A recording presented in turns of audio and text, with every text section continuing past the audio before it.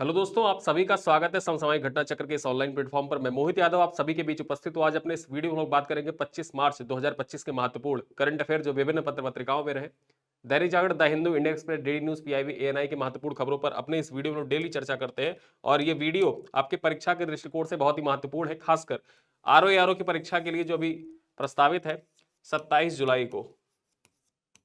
उसके लिए देखा जाए तो जब भी परीक्षा हो उसके 6 महीने पूर्व के करंट अफेयर आपके परीक्षा के दृष्टिकोण से बहुत ही महत्वपूर्ण हो जाते हैं। ठीक है, और उस दृष्टिकोण से देखें तो जनवरी के बाद से 27 जुलाई तक, यानी कि 1 जुलाई तक के जो करंट अफेयर है वो आपके परीक्षा के लिए बहुत ही महत्वपूर्ण है। सारे करंट अफेयर इसी ड्यूरेशन से, जो टाइम ड्यूरेशन, इसी टाइम ड्यूरेशन के बीच से ही आने की संभावना है कि इसी टाइम ड्यूरेशन से लगभग 80% क्वेश्चन आ जाएंगे। अब उस 80% क्वेश्चन को कवर करने के लिए आपको रेगुलर करंट अफेयर फॉलो करना होगा। अब इस करंट अफेयर को फॉलो करने के लिए देखिए आपके पास दो ऑप्शन है। एक हमारी निरंतर दृष्टि आती है, मैगजीन आती है। फिर उसके बाद में किसी का कमेंट था कि सर तीन चीजें घटना चक्र की ओर से चल रही हैं, एक करंट अफेयर पॉइंटर चल रहा है, एक वीडियो आ रहा है और एक निरंतर दृष्टि मैगजीन आती है। तो देखिए निरंतर दृष्टि मैगजीन है वो मासिक पत्रिका है, महीने में आती है। वीडियोस डेली आ रहा है। जो पॉइंटर है वीकली पॉइंटर आती है। तो आपके ऊपर डिपेंड करता है। जैसे आप वीडियो देखे रहेंगे तो आपके सामने सारी चीजें क्रिस्टल क्लियर रहेंगी। जब आप मैगजीन उठा के पढ़ेंगे तो मैगजीन उठा के पढ़ने में आपको बहुत आसानी होगी। मैगजीन में सारी चीजें आपको ऐसी लगेंगी कि पहले इस चीज के बारे में हमने पढ़ रखी है। डेली जो करंट अफेयर के न्यूज रहते हैं, इवेंट रहते हैं, उनको इस वीडियो में कवर किया जाता है। यह आपके परीक्षा के लिए बहुत ही महत्वपूर्ण है। चलिए इस खबर पर चर्चा करें उससे पहले मैं आपको बता देता हूं अपने पैकेज के बारे में। अगर आप इस क्लास की पीपीटी, पीडीएफ इत्यादि प्राप्त करना चाहते हैं तो क्या कर सकते हैं। हमारा एक मासिक पैकेज है, ठीक है। मासिक पैकेज है और इस मासिक पैकेज के माध्यम से करंट अफेयर के जो घटना चक्र है, घटना चक्र के साथ आप मिलकर डेली करंट अफेयर का संपूर्ण तैयारी कर सकते हैं। और यहाँ पर आपको क्या क्या चीजें मिलती है इस पैकेज में, जो ये पैकेज है इस पैकेज में क्या क्या चीजें मिलती है। डेली आपको वीडियो लेक्चर तो मिल ही जाता है, साथ ही साथ डेली हिंदी और अंग्रेजी दोनों भाषाओं में आपको करंट अफेयर के टेस्ट मिलते हैं यहाँ पर, जिसमें 10 एमसीक्यू होता है। कितना? 10 एमसीक्यू पर डे आपको यहाँ पर मिलते हैं। करंट अफेयर का जो क्लास होता है उसी क्लास पर आधारित वो होता है, ठीक है, टेस्ट होता है। प्रतिदिन ऐप पर जो चित्रात्मक पीडीएफ है, ठीक है, वो आपको प्राप्त हो जाती है। हिंदी और इंग्लिश में प्रिंटेबल पीडीएफ भी प्राप्त हो जाती है आपको। और यहीं पर देखा जाए महीने के एंड में आपको पूरे महीने का कंपाइल पीडीएफ भी प्रदान कर दिया जाता है। महीने के एंड में एक फुल करंट अफेयर का टेस्ट भी होता है। डिस्कशन और पीडीएफ को डाउनलोड करने के लिए एक अलग से व्हाट्सएप कम्युनिटी की सुविधा प्रदान की गई है, ठीक है। अब यहाँ पर इस पैकेज को आप ज्वाइन कैसे कर सकते हैं। ज्वाइन करना चाहते हैं तो सबसे पहले आप कुछ मत करिएगा, आप गूगल पे जाइए, ठीक है। जैसे ही आप गूगल पे जाएंगे वहां पर आप सर्च करिएगा SSGCP, यानी समसामयिक घटना चक्र पब्लिकेशन आप सर्च करिएगा। और इसको सर्च करने के बाद हमारा होम पेज खुल जाएगा। होम पेज आप ओपन करिएगा और इसमें आपको जाना कहाँ है, इसमें आपको जाना है वीडियो लेक्चर के सेक्शन पर। वीडियो लेक्चर पे क्लिक करिएगा और वीडियो लेक्चर में न्यू रिलीज सबसे पहले आपको दिखेगा मार्च महीने का, फिर उसके बाद फरवरी महीने का, फिर नवधारा बैच हमारा दिख जाएगा। और जितने भी हमारे वीडियोस प्रोग्राम है वो सब आपको यहाँ पे दिख जाएंगे। आप मार्च महीने पे क्लिक करिएगा और जैसे ही आप यहाँ पर क्लिक करेंगे ये पैकेज आपको दिख जाएगा, ठीक है। ये पैकेज आपको दिख जाएगा। यहाँ आप देख सकते हैं वीडियोस, जो चित्रात्मक यानी पिक्टोरियल पीपीटी है, पीडीएफ है, वो यहाँ पर लगा हुआ है और साथ ही साथ पूरा टेस्ट कंप्लीट लगा हुआ है, ठीक है। और ये पूरा पैकेज आप बाय नाउ पर यहाँ क्लिक करेंगे और बाय नाउ पर जैसे ही क्लिक करेंगे, ठीक है, बाय नाउ पर क्लिक करेंगे, यहाँ मूल्य आपको दिख रहा है 25 रुपये। ये 25 रुपये आपको पे करने की जरूरत नहीं है। नीचे क्वाइन का ऑप्शन होता है, उस पर क्लिक कर देंगे तो ये मूल्य घटकर कितना हो जाएगा, 18 रुपये 75 पैसे हो जाएगा।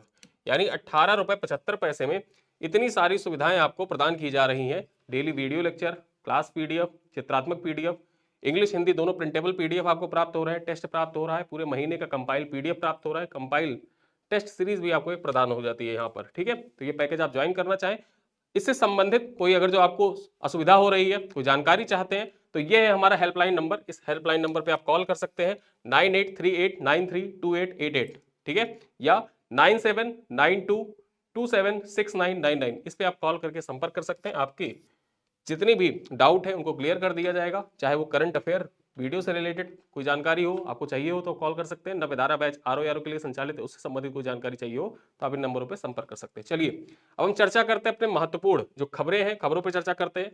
पहली खबर क्या है, बांग्लादेश को 30 मीट्रिक टन जीआई टैग वाला गुड़ का निर्यात किया गया है, ठीक है। 30 मीट्रिक टन जीआई टैग वाले गुड़ का निर्यात किया गया है। किसके द्वारा किया गया है, तो यहां पर देखें, मुजफ्फरनगर से बांग्लादेश को 30 मीट्रिक टन जीआई टैग वाले गुड़ का निर्यात किया गया है। कहां से किया गया है, मुजफ्फरनगर से किया गया है। ये जरूर याद रखिएगा, आपके परीक्षा के लिए इंपॉर्टेंट है, ठीक है।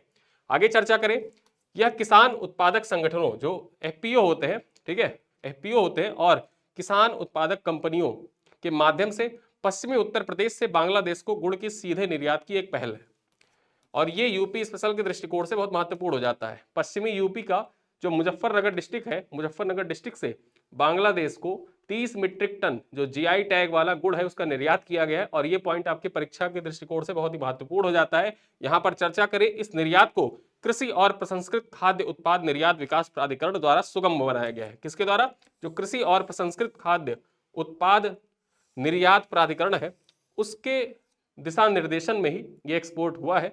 और इसके अलावा मिजोरम की राजधानी आइजोल से सिंगापुर के लिए एंथोरियम फूलों की एक खेप भी भेजी गई है। ये जाने रहिए किस पूर्वोत्तर राज्य से, ठीक है, एंथोरियम फूल जो होते हैं उसकी एक जो खेप है वो सिंगापुर भेजी गई है। तो ये जाने रहिए किसके द्वारा भेजी गई? मिजोरम के द्वारा भेजी गई। मिजोरम राज्य की जो राजधानी आइजोल, आइजोल से क्या भेजा गया है? एंथोरियम पुष्प जो होते हैं, फूल होते हैं, फ्लावर होते हैं, उनकी एक खेप सिंगापुर भेजी गई है। ये पॉइंट याद रखिएगा। और यहां पर देखा जाए जो पूर्वोत्तर क्षेत्र में बागवानी उत्पादों के निर्यात को बढ़ावा देने की दिशा में एक महत्वपूर्ण कदम साबित हो रहा है। ठीक है, तो ये दोनों पॉइंट याद रखिएगा।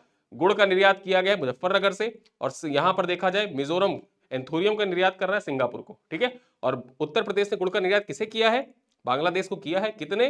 30 मीट्रिक टन। ठीक है, अगली खबर देखें, लखनऊ में इन्वेस्टर मीट का आयोजन किया गया। इन्वेस्टर मीट का आयोजन कब किया गया था? 22 मार्च को लखनऊ के ताज होटल में पीएम मित्र इन्वेस्टर मीट का आयोजन किया गया। परीक्षा में आपसे पूछ ले उत्तर प्रदेश के किस शहर में पीएम मित्र पार्क इन्वेस्टर मीट का आयोजन किया गया? तो उत्तर प्रदेश के लखनऊ में 22 मार्च को पीएम मित्र पार्क इन्वेस्टर मीट का आयोजन किया गया था। और यहीं पर देखा जाए इन्वेस्टर मीट के दौरान मुख्यमंत्री योगी आदित्यनाथ ने लखनऊ हरदोई सीमा पर 1000 एकड़ में पीएम मित्र मेगा टेक्सटाइल और अपैरल पार्क बनाने की घोषणा की है। ठीक है, तो यहां पर यह पॉइंट आपके परीक्षा के दृष्टिकोण से इंपॉर्टेंट हो जाता है कि 1000 एकड़ का पीएम मित्र मेगा टेक्सटाइल और अपैरल पार्क कहां पर बनाया जाएगा? तो ये जो लखनऊ हरदोई सीमा है यहीं पर इसका निर्माण किया जाएगा। ठीक है, लखनऊ हरदोई सीमा के बीच में 1000 एकड़ भूमि पर पीएम मित्र मेगा टेक्सटाइल अपैरल पार्क का निर्माण किया जाएगा। आगे देखें, इन्वेस्टर मीट में सरकार का लुधियाना की कंपनी रमन जैन आरआर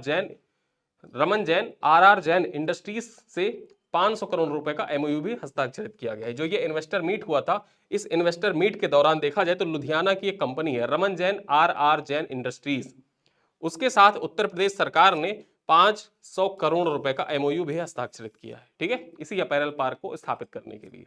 चलिए अगली खबर पर चर्चा करें तो गुरुग्राम में 6 दिवसीय भू प्रशासन पर अंतरराष्ट्रीय कार्यशाला का आयोजन किया गया है। ठीक है, कहां पर? गुरुग्राम में 6 दिवसीय भू प्रशासन पर अंतरराष्ट्रीय कार्यशाला का आयोजन किया जा रहा है। यहां पर चर्चा करें तो 24 मार्च से 29 मार्च 2025 तक गुरुग्राम, ठीक है, गुरुग्राम हरियाणा में 6 दिवसीय भूमि प्रशासन पर अंतरराष्ट्रीय कार्यशाला का आयोजन हो रहा है। इस कार्यशाला का आयोजन पंचायती राज मंत्रालय, विदेश मंत्रालय, भारतीय तकनीकी एवं आर्थिक सहयोग कार्यक्रम और हरियाणा लोक प्रशासन संस्थान के सहयोग से हो रहा है। यहां पर देखा जाए तो बेसिकली जो ये आयोजन हो रहा है भू प्रशासन पर 6 दिवसीय कार्यशाला का, यह आयोजन किसके किसके द्वारा किया जा रहा है? तो पंचायती राज मंत्रालय के द्वारा, विदेश मंत्रालय के द्वारा, और उसके बाद देखें तो भारतीय और तकनीकी आर्थिक सहयोग विभाग के द्वारा, साथ ही साथ हरियाणा के जो लोक प्रशासन संस्थान है उसके द्वारा मिलकर इसका आयोजन किया जा रहा है। ये कार्यशाला अफ्रीका, लैटिन अमेरिका, दक्षिण पूर्व एशिया के 22 देशों के प्रतिनिधियों को एक साथ लाएगी ताकि वैश्विक स्तर पर भू प्रशासन चुनौतियों से निपटने के लिए नवाचारपूर्ण दृष्टिकोण को खोजा जा सके। ठीक है, और ये 6 दिवसीय अंतरराष्ट्रीय कार्यशाला जो है ये भारत की अग्रणी स्वामित्व योजना का प्रदर्शन करेगी। जो ये आयोजन है कब से कब तक किया जा रहा है तो ये जाने रहिए, ये 24 मार्च से लेकर 29 मार्च तक किया जा रहा है। कहां पर इसका आयोजन किया जा रहा है? इस वर्कशॉप का international workshop on land governance, ठीक है, गुरुग्राम हरियाणा में इसका आयोजन किया जा रहा है 24 से 29 मार्च के बीच में। किसके द्वारा किया जा रहा है मैंने आपको बता दिया। अगली खबर पर चर्चा करें तो अशोक सिंह ठाकुर भारतीय राष्ट्रीय कला संस्कृति विरासत न्यास के नए अध्यक्ष बने हैं। ठीक है, यानी कि जो अशोक सिंह ठाकुर है ये Indian national trust for art and culture heritage जो है, इसको आप शॉर्ट में इंटेक कहते हैं, इंटेक के नए अध्यक्ष बने हैं। चर्चा करें 22 मार्च को अशोक सिंह ठाकुर को भारतीय राष्ट्रीय कला एवं सांस्कृतिक विरासत न्यास का नया अध्यक्ष चुना गया है। अशोक सिंह ठाकुर को 3 साल के लिए इंटेक का नया अध्यक्ष चुना गया है। ठीक है, और यहां पर देखा जाए तो भारतीय राष्ट्रीय कला और संस्कृति विरासत न्यास जो है इंटेक, जिसको आप शॉर्ट में कहते हैं, ये भारत की प्रमुख विरासत संरक्षण एक संगठन है।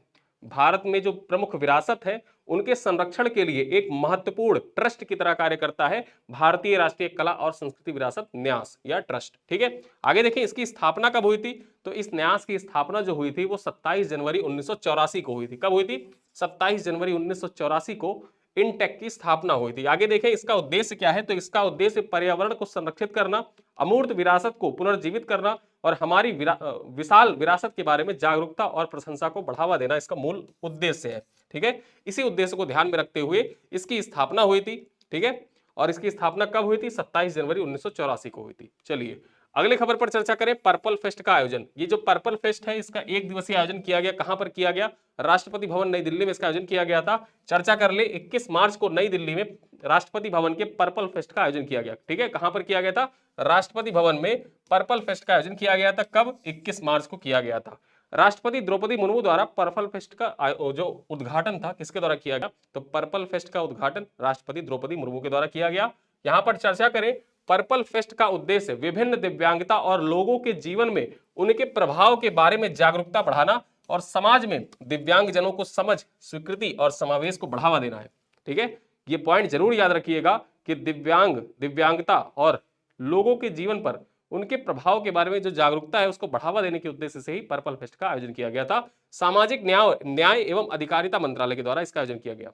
जो पर्पल फेस्ट है इसका आयोजन राष्ट्रपति भवन नई दिल्ली में किया गया। किस विभाग के द्वारा आयोजित किया गया ये जरूर जाने रहिएगा।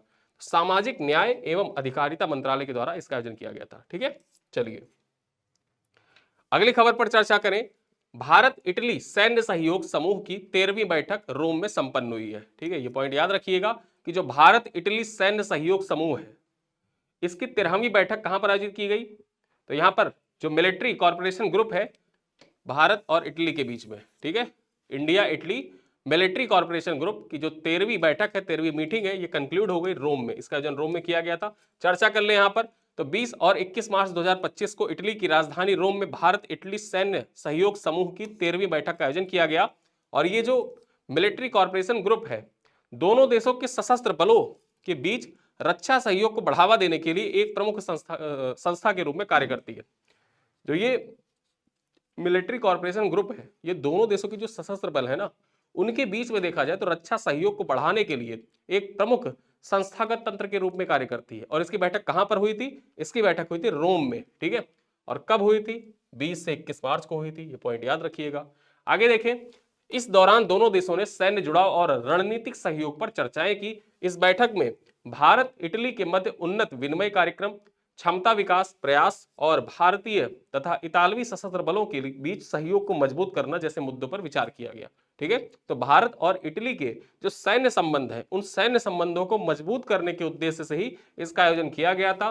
भारत इटली सैन्य सहयोग समूह की 13वीं बैठक का आयोजन कहां पर हुआ? रोम में हुआ था। कब हुआ था? 20 से 21 मार्च 2025 के बीच में हुआ था। चलिए अगली खबर पर चर्चा करें, तो यूपी के 16 जिलों में औद्योगिक प्लांटों की ई नीलामी। ठीक है, यहां पर जो औद्योगिक प्लांट है उत्तर प्रदेश के 16 जिलों में औद्योगिक प्लांटों की ई नीलामी का शुरुआत किया गया है। चर्चा कर लें, 24 मार्च को यूपी के 16 जिलों में औद्योगिक प्लांटों की ई नीलामी शुरू हो गई है। ये जिले कौन कौन से हैं जिलों के बारे में जाने रहिए। ई नीलामी जो की जा रही है किन जिलों में की जा रही है? इसमें बांदा, सहारनपुर, हरदोई, हमीरपुर, जालौन, शाहजहांपुर, अमेठी, मैनपुरी, अलीगढ़, मथुरा, एटा, जौनपुर, वाराणसी, कानपुर देहात, उन्नाव और संभल है। ठीक है, ये 16 डिस्ट्रिक्ट शामिल है जहां पर ई नीलामी प्रक्रिया जो है उसको प्रारंभ कर दी गई है। राज्य सरकार ने ये कदम प्रदेश में निवेश और औद्योगिकरण को बढ़ावा देने के लिए उठाया। यानी कि उत्तर प्रदेश में जो निवेश है, इन्वेस्टमेंट है तथा जो इंडस्ट्रियलाइजेशन है, औद्योगिकरण है, उसको बढ़ावा देने के उद्देश्य से सरकार के द्वारा जो औद्योगिक प्लांट होते हैं ना उन औद्योगिक प्लांटों की ई नीलामी शुरू की गई है। और ये देखा जाए आपके जीएस पेपर 6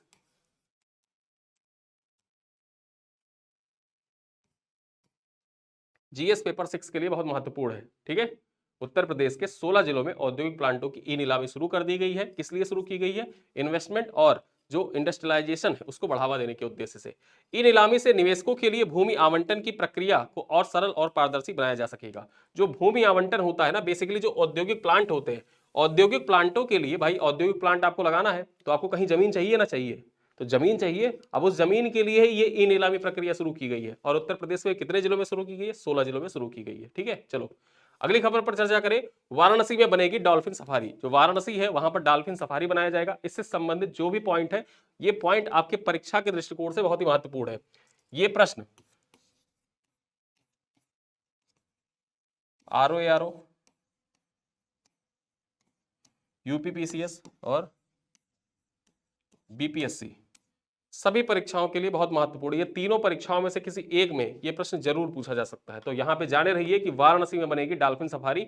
22 मार्च को उत्तर प्रदेश सरकार ने वाराणसी में डॉल्फिन सफारी बनाने की घोषणा की है। और यहां पर देखा जाए तो ये सफारी वाराणसी जनपद के कैथी से ढकवा गांव के बीच में प्रस्तावित है। ठीक है, वाराणसी के किस स्थल पर प्रस्तावित है? तो कैथी से लेकर जो ढकवा गांव है उस बीच में इस डॉल्फिन सफारी को बनाया जाएगा। और देखा जाए तो इस इलाके में डॉल्फिन की सबसे अधिक संख्या पाई गई। जो डॉल्फिन की गणना की गई थी, डॉल्फिन गणना के अनुसार देखा जाए तो ढकवा से कैथी के बीच में, वाराणसी में पड़ता है ढकवा और कैथी, उसी के बीच में सबसे ज्यादा डॉल्फिन की संख्या पाई गई। और इसी कारण से जो ये क्षेत्र है, इस क्षेत्र में डॉल्फिन सफारी स्थापित की जा रही है। वाराणसी जनपद में गंगा नदी में डॉल्फिन के संरक्षण के लिए उत्तर प्रदेश सरकार ने डॉल्फिन मित्र भी नियुक्त कर रखे हैं। ठीक है, डॉल्फिन मित्र जो है ये कहां पर नियुक्त कर रखे गए हैं उत्तर प्रदेश सरकार के द्वारा? तो वाराणसी जनपद का जो गंगा नदी में डॉल्फिन पाई जाती है, उनके संरक्षण के लिए उत्तर प्रदेश सरकार के द्वारा डॉल्फिन मित्र का नियुक्ति की गई है। ठीक है, डॉल्फिन मित्र की नियुक्ति की गई है। चलिए अगली खबर पर चर्चा करें। बेंगलुरु में आयोजित होगा सेमीकंडक्टर प्रणाली पर नैनो इलेक्ट्रॉनिक रोड शो। कहां पर आयोजित किया जाएगा? परीक्षा में से पूछ सकता है कि सेमीकंडक्टर प्रणाली पर नैनो इलेक्ट्रॉनिक रोड शो का आयोजन निम्नलिखित में से किस शहर में किया गया? बेंगलुरु में किया गया। ये पॉइंट याद रखिएगा। अब यहां पर चर्चा करते हैं, खबर क्या है। खबर यह है कि 27 मार्च को बेंगलुरु में भारत में सेमीकंडक्टर प्रणाली पर नैनो इलेक्ट्रॉनिक रोड शो और सम्मेलन का आयोजन होगा। कब होगा? 27 मार्च को होगा। आगे देखिए पॉइंट्स क्या है। सम्मेलन का आयोजन केंद्रीय इलेक्ट्रॉनिक और सूचना प्रौद्योगिकी मंत्रालय का नैनो प्रौद्योगिकी पहल प्रभाग, भारत विज्ञान संस्थान बेंगलुरु और IIT Bombay, IIT Madras, IIT Delhi, IIT Kharagpur और आईआईटी गुवाहाटी ने संयुक्त रूप से किया। जो ये आयोजन है, ये सम्मेलन है, इस सम्मेलन का आयोजन इतनी संस्थान एक साथ मिलकर कर रही हैं। और यहाँ पर मेनली फोकस कौन है? मेनली फोकस है इलेक्ट्रॉनिक और सूचना प्रौद्योगिकी मंत्रालय। इसी के अंतर्गत सेमीकंडक्टर प्रणाली पर नैनो इलेक्ट्रॉनिक रोड शो का आयोजन किया जा रहा है बेंगलुरु में और 27 मार्च को ये होगा। ठीक है, आगे चर्चा कर ले पॉइंट्स पर। तो सम्मेलन का उद्देश्य क्या है? जो ये सम्मेलन हो रहा है इसका उद्देश्य क्या है? रोड शो का उद्देश्य क्या है? तो सम्मेलन का उद्देश्य सरकार, उद्योग, शिक्षा, महत्वपूर्ण क्षेत्रों, स्टार्टअप और वीसी प्रणाली पर प्रमुख हितधारकों को एक साथ लाना, ताकि इस क्षेत्र में नवाचार और सहयोग को बढ़ावा दिया जा सके। इसी उद्देश्य से इसका आयोजन किया जाएगा। आगे चर्चा कर ले। इस सम्मेलन में क्वांटम प्रौद्योगिकी, न्यूरोमॉर्फिक कंप्यूटिंग, एआई, आईटी और इलेक्ट्रॉनिक्स में अवसर, साथ ही साथ नैनो इलेक्ट्रॉनिक्स प्रौद्योगिकी में स्वदेशी प्रगति का प्रदर्शन भी किया जाएगा। जो ये आयोजन हो रहा है, इस आयोजन में प्रमुख जो नैनो प्रौद्योगिकियों पर आधारित प्रदर्शनी है उनका आयोजन किया जाएगा। साथ ही साथ जो न्यूरोमॉर्फिक कंप्यूटिंग है, साथ ही साथ एआई, आईटी और इलेक्ट्रॉनिक्स में जो अवसर हैं, उन अवसरों को भी यहां पर प्रदर्शित किया जाएगा। तो ये पॉइंट याद रखिएगा कि बेंगलुरु में आयोजित होगा सेमीकंडक्टर प्रणाली पर नैनो इलेक्ट्रॉनिक रोड शो और यहां पर जो प्रदर्शनी आयोजित की जाएंगी उनके बारे में आपको मैंने बता दिया। ठीक है, अगली खबर पर चर्चा करें तो छत्तीसगढ़ विधानसभा का रजत जयंती समारोह, जो छत्तीसगढ़ विधानसभा है उसके द्वारा रजत जयंती समारोह का आयोजन किया गया। पॉइंट्स क्या है? 24 मार्च को रायपुर में छत्तीसगढ़ विधानसभा की रजत जयंती समारोह आयोजित की गई। कब आयोजित की गई? 24 मार्च को आयोजित की गई। जो छत्तीसगढ़ की विधानसभा है उसके द्वारा रजत जयंती समारोह का आयोजन किया गया। ठीक है, कब किया गया? डेट जरूर याद रखिएगा, आपकी परीक्षा के लिए इंपॉर्टेंट है। 24 मार्च को किया गया। यहां पर अगला पॉइंट देखें, साल 2000 में, ठीक है, वर्ष 2000 में राज्य के गठन के तुरंत बाद विधानसभा का भी गठन नवंबर 2000 में हुआ था। ठीक है, नवंबर 2000 में इसका गठन हुआ था। आपको यह बताना है डेट क्या थी। छत्तीसगढ़ अस्तित्व में आया तो छत्तीसगढ़ किस तिथि को अस्तित्व में आया था, ये आपको कमेंट करके बताना है। ठीक है, डेट बताना है। छत्तीसगढ़, झारखंड और उत्तराखंड तीनों का डेट बताइएगा। चलिए आगे देखिए, वर्तमान में जो छत्तीसगढ़ विधानसभा के अध्यक्ष हैं वो कौन है? रमन सिंह है।